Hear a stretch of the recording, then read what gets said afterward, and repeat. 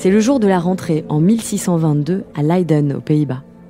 La plus ancienne université du pays, fondée par Guillaume d'Orange 50 ans plus tôt, accueille chaque année plusieurs dizaines d'étudiants venus de toute l'Europe. L'un d'eux est fils de meunier et c'est sa 3e année à l'université.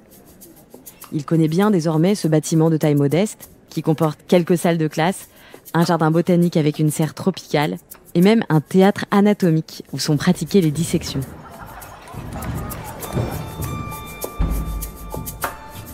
Dans les couloirs étroits de l'université, le jeune homme de seulement 16 ans et ses camarades côtoient des savants, des philosophes, des spécialistes des langues, mais aussi des éditeurs qui publient les idées les plus novatrices en Europe en ce début du XVIIe siècle. Ils bénéficient également d'avantages en dehors de l'université. Ils ont des tarifs réduits sur la bière et sur les Treksruiten, des bateaux à horaires réguliers qui desservent tout le pays. En ce jour de rentrée, le fils de meunier se penche sur le registre d'inscription de cette année 1622. Il y a inscrit son nom. Rembrandt van Rijn. Sans doute ne sait-il pas encore qu'il deviendra un des plus grands peintres de l'histoire.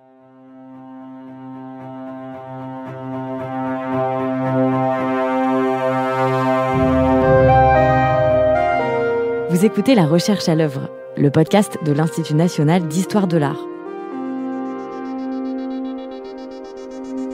Je m'appelle Anne-Cécile Genre et à chaque épisode, des chercheuses et chercheurs partagent avec moi leurs travaux, leurs découvertes, leurs questions et parfois leurs doutes sur les sujets qui les passionnent.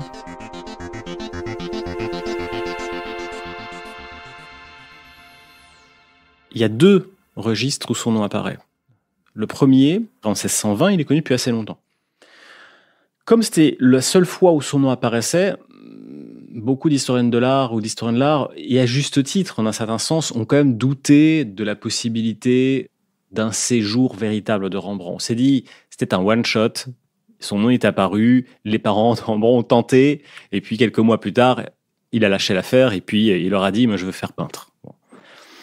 Depuis 2019, des collègues néerlandais, dans un petit livre, ont publié une seconde occurrence du nom de Rembrandt sur le registre des matriculations en 1622. C'est un tout petit livre, c'est fin comme ça. Et alors là, ça change tout, parce qu'à partir du moment où Rembrandt est inscrit en 1622, les registres de 1621 ont été perdus. Ça veut dire qu'il y avait au moins 3 ans de séjour à l'université. Ça veut donc dire que c'est après 22, au plus tôt, qu'il commence sa formation d'artiste auprès de Van Swanenburgh à Leiden. Yann Blanc est professeur d'histoire de l'art moderne à l'université de Lausanne. Il est aussi un auteur prolifique de livres sur l'histoire de l'art. Son dernier en date, sobrement intitulé Rembrandt, revient sur la vie du plus célèbre des peintres néerlandais, et en particulier sur sa jeunesse, grâce à la découverte récente de son inscription à l'université.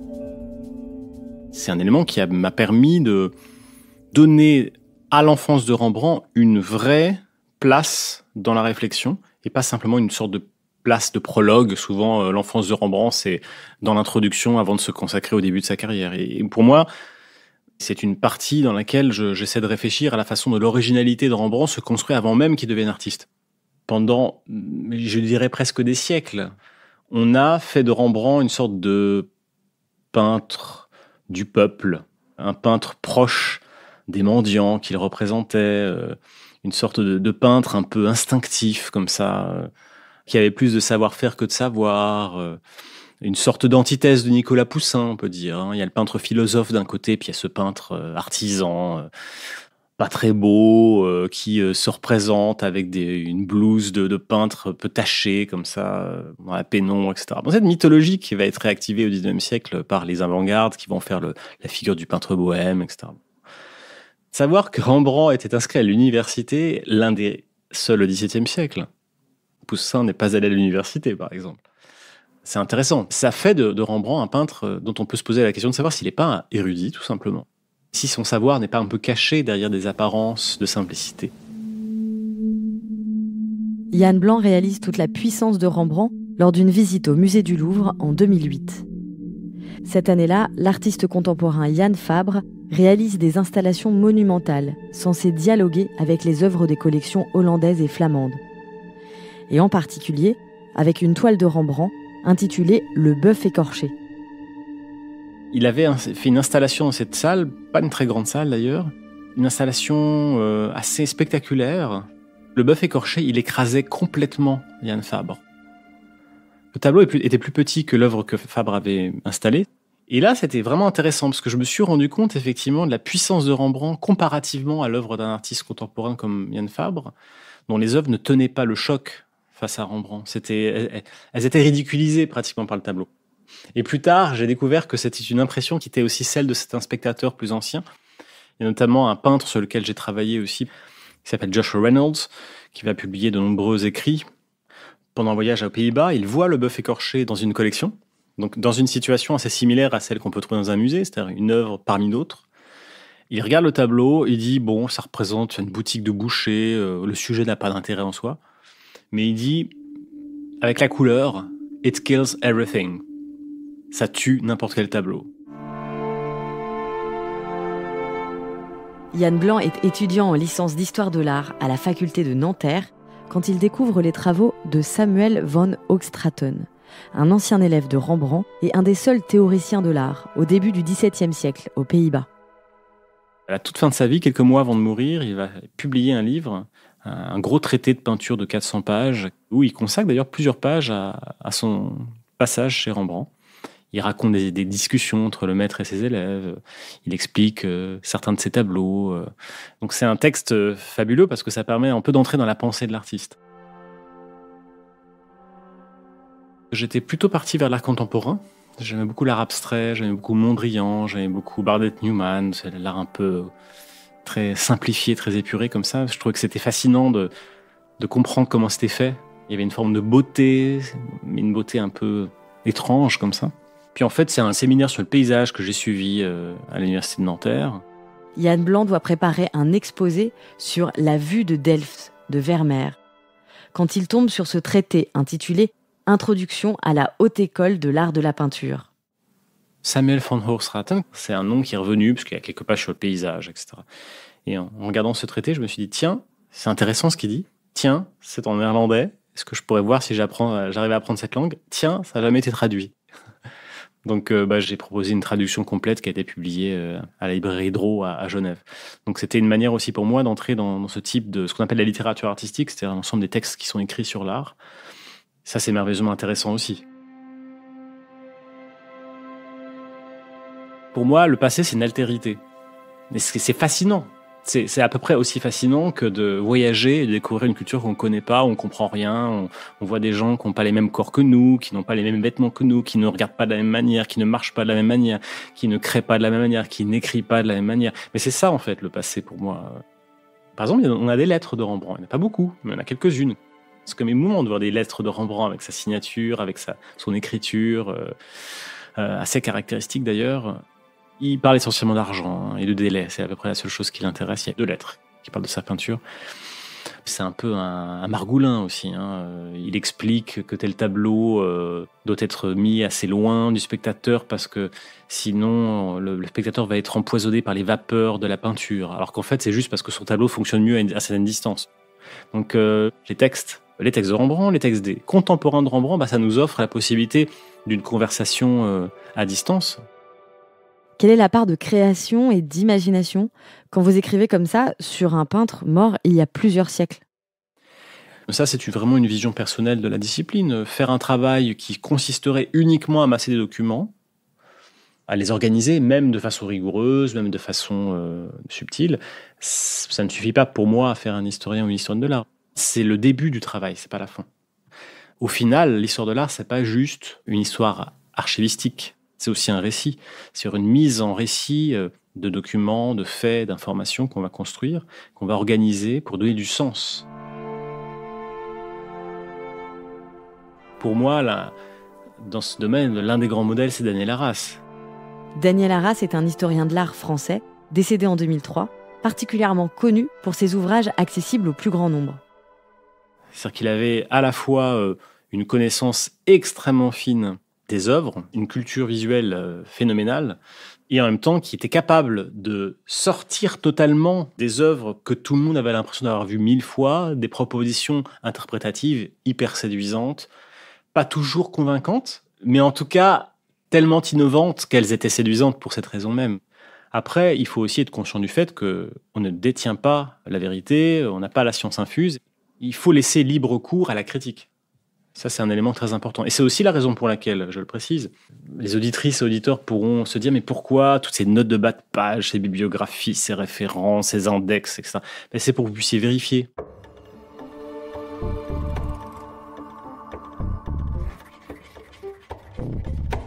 Il est d'autant plus aisé de vérifier les sources autour de Rembrandt qu'elles ont été numérisées. Pour ses recherches sur son dernier ouvrage, Yann Blanc n'a donc pas eu à manipuler le moindre papier. Tout, ou presque, se trouvait sur le site du Rembrandt Documents Project. Pour le XVIIe, le XVIIIe siècle, c'est un moment vraiment où on a beaucoup de choses. Il y a tellement de choses d'ailleurs qu'on ne sait pas encore tout ce qu'on a véritablement. Titre de propriété, titre de cession d'héritage, dernière volonté.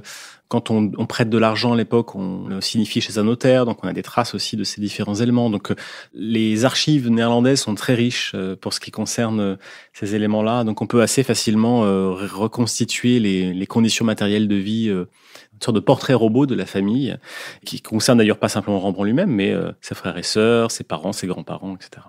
Brasseur, meunier, c'est vraiment le métier de la famille, le métier du blé. C'est un métier difficile, mais c'est un métier valorisé. Et on voit bien que la famille de Rembrandt n'était pas une famille pauvre. Ça, il faut vraiment sortir de cette idée fabriquée au 19e d'un Rembrandt qui a vécu parmi les gens du peuple et qui est mort dans la ruine. Tout ça, c'est totalement faux. Son problème, c'est qu'il avait des poches percées. Il ne cessait d'utiliser l'argent qu'il gagnait pour acheter des tableaux, des œuvres, des estampes ou l'investir. Et donc, il était toujours submergé de crédit. Mais il a toujours gagné énormément d'argent jusqu'à la fin de ses jours. Un peu comme il dresse le portrait robot de la famille Van Rijn, Yann Blanc essaye de reconstituer les idées qui devaient circuler à l'université de Leiden quand Rembrandt la fréquentait. Il ne subsiste pas d'emploi du temps des élèves ou de liste des cours obligatoires. Mais en croisant plusieurs sources de l'époque, il parvient à reconstituer une liste de professeurs. Et parmi eux, un nom l'intrigue particulièrement. Celui de Daniel Heinsius, un théoricien littéraire célèbre dans toute l'Europe pour sa traduction et son interprétation de la poétique d'Aristote. Il développe notamment l'idée de la catharsis, selon laquelle un spectacle qui suscite des émotions fortes permet de catalyser les mauvaises passions chez le spectateur. Et on sait que dès le départ, Rembrandt a accordé une place vraiment très importante dans ses peintures d'histoire à l'expression de passions exacerbées. Vraiment cette idée de passion très puissante, très fortement valorisée, très fortement marquée, fondée sur la nature, avec cette idée qu'une peinture d'histoire, ça doit produire un effet très puissant sur le spectateur, pour en fait que le tableau puisse instaurer une relation émotionnelle avec le spectateur. Et ça, c'est quelque chose qui est très important chez Rembrandt. Et on a souvent pensé que c'était un peu une idée qu'il avait forgée par lui-même. Et puis, je pense qu'en réalité, le séjour à l'université a sans doute été un moment important dans cette conception d'un art de l'émotion. Par exemple, l'aveuglement de Samson. Samson est aveuglé, on lui coupe les cheveux pour lui enlever la force et puis ensuite on l'aveugle pour l'handicaper. C'est une scène où généralement on ne représente pas la scène elle-même, mais soit un peu avant, soit un peu après. C'est-à-dire la scène où il est enchaîné, ou bien la scène où il est en train d'être endormi sur le giron de Dalila. C'est le choix qui est fait par Rubens. C'est une scène assez classique. Rubens en réalise une version un peu plus tôt, qui a été gravée d'ailleurs, que Rembrandt connaissait peut-être. Et Rembrandt, lui, représente exactement le moment où le couteau s'enfonce dans l'œil, dans une grande giclée de sang. Ce qui évidemment produit un effet sur le spectateur qui est très impressionnant, d'autant que la figure de Samson se trouve au tout premier plan, basculant pratiquement dans l'espace du spectateur, comme s'il tombait dans notre espace, donc il nous est offert au regard, et on ne voit que cela, c'est ce sang qui gicle de la blessure. Puis l'autre idée très importante qui permet sans doute peut-être de réviser positivement le séjour que Rembrandt a fait à l'université, c'est les langues extra-européennes, les cultures extra-européennes. On sait que c'est un domaine où Leiden était très forte à l'époque.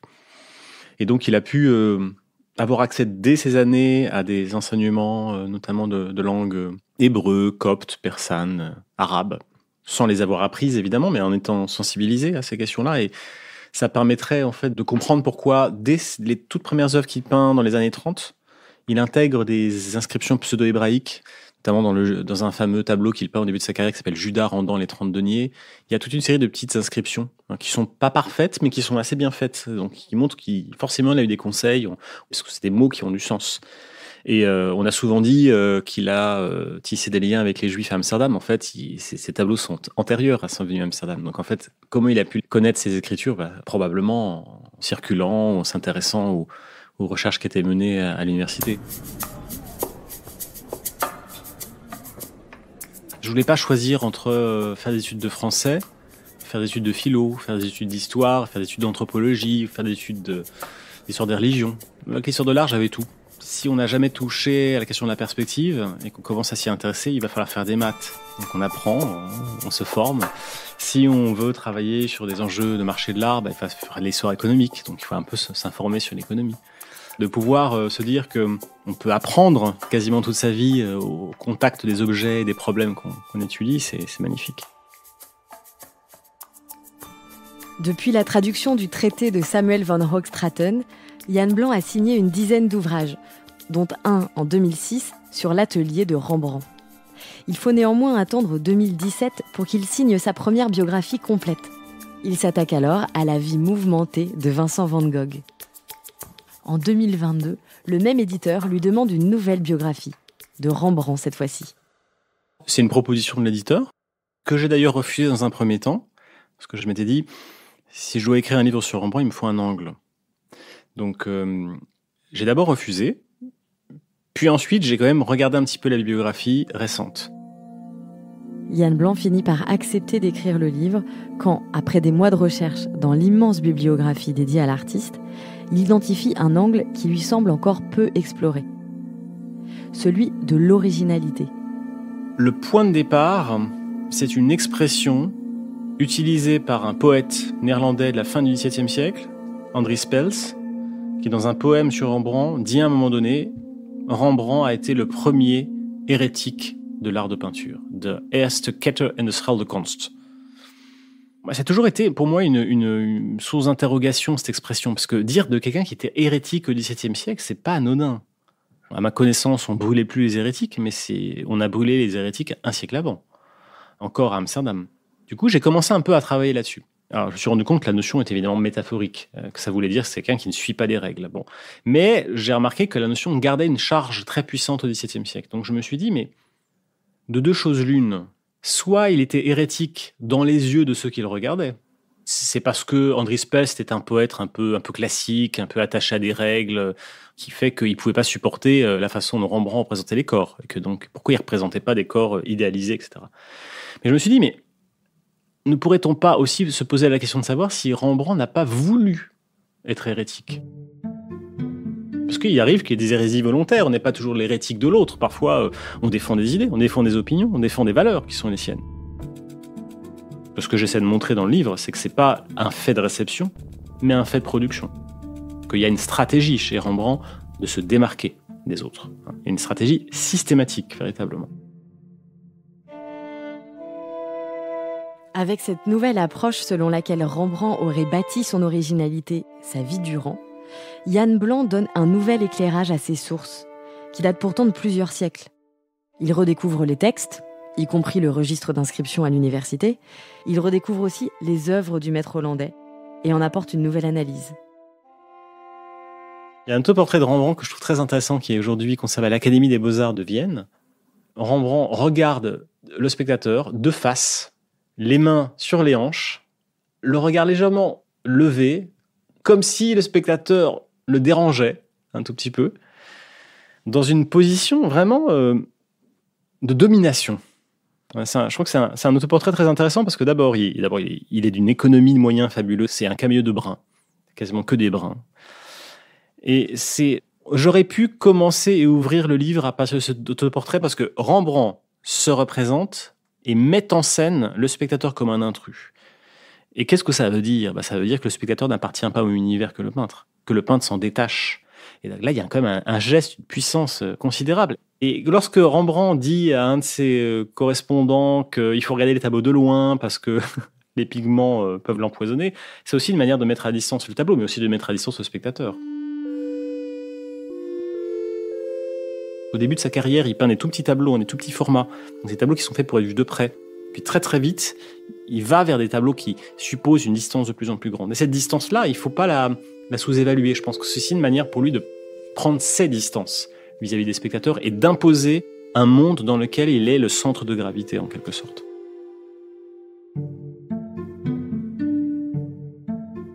D'après le chercheur, la volonté de distinction du peintre par rapport à ses contemporains se retrouve dans son choix de signer non pas de son nom complet, Rembrandt van Rijn, ou RVR comme il le fait à ses débuts, mais d'apposer sur ses toiles seulement son prénom, Rembrandt.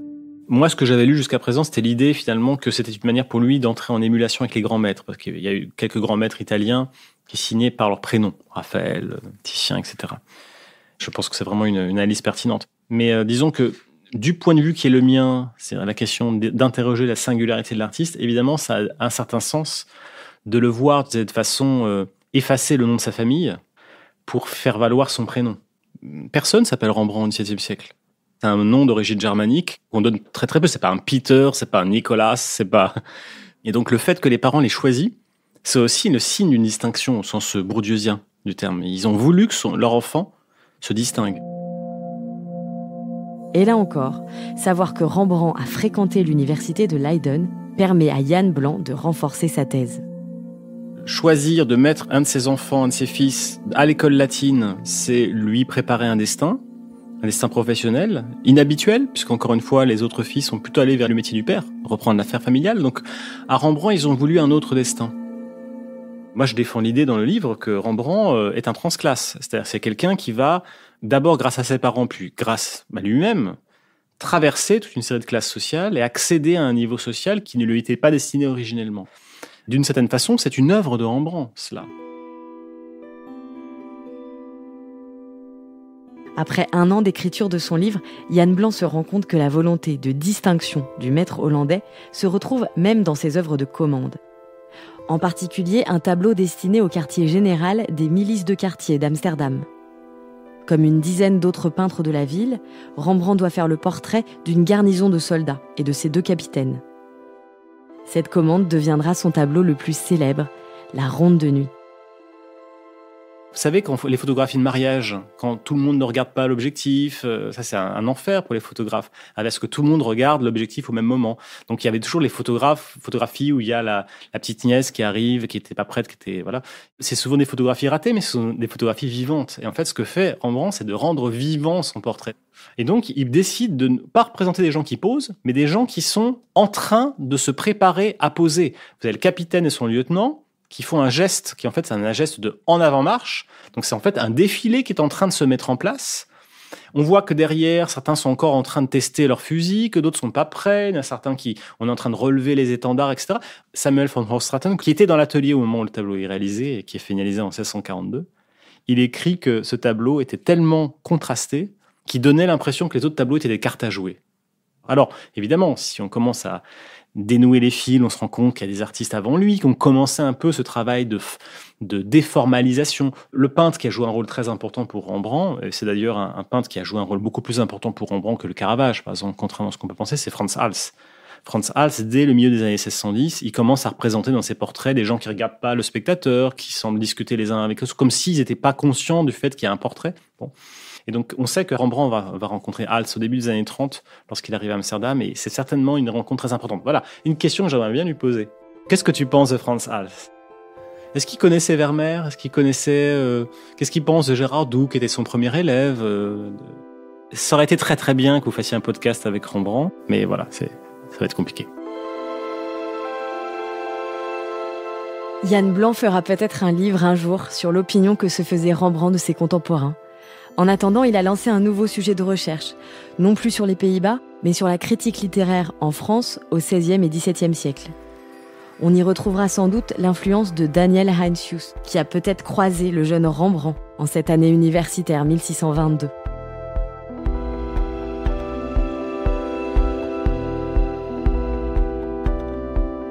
Ce podcast est produit par l'Institut national d'histoire de l'art, en partenariat avec Beaux-Arts Magazine. Merci pour votre écoute. Si vous aimez ce podcast, n'hésitez pas à nous mettre des notes ou des étoiles et à le partager autour de vous. Merci beaucoup.